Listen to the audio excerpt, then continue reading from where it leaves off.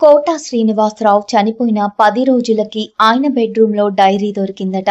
మరి ఆ డైరీలో కోట శ్రీనివాసరావు రాసుకున్న విషయాలను గురించి ఆరా తీస్తే మరి కోట శ్రీనివాసరావుకి 18 ఏళ్లు ఎదురు చూసినా తీరని ఒక కోరిక ఉందట. ప్రస్తుతం మరి ఈ డైరీకి సంబంధించిన విషయాలు ఇప్పుడు సోషల్ మీడియాలో ఎంతో వైరల్ గా మారాయి. సినిమా ఇండస్ట్రీలో కోట శ్రీనివాసరావుది ప్రత్యేక స్థానం.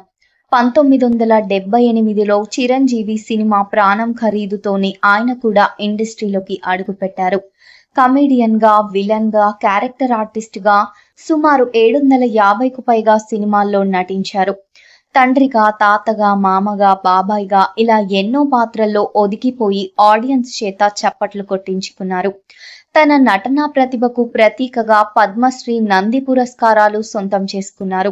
అయితే తన 40 ఏళ్ల సినిమా కెరియర్ లో కోట శ్రీనివాసరావుకు తీరని కోరిక ఒక్కటే ఒకటి ఉంది.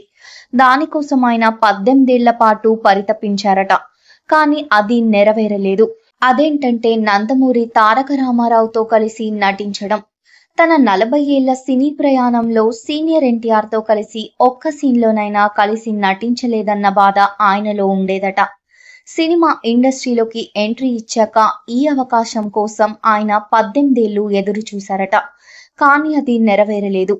కోట శ్రీనివాసరావు సినిమాల్లోకి ఎంట్రీ ఇచ్చే సమయానికే ఎన్టీఆర్ ఇండస్ట్రీని వదిలిపెట్టి రాజకీయాల్లోకి వెళ్లిపోయారు.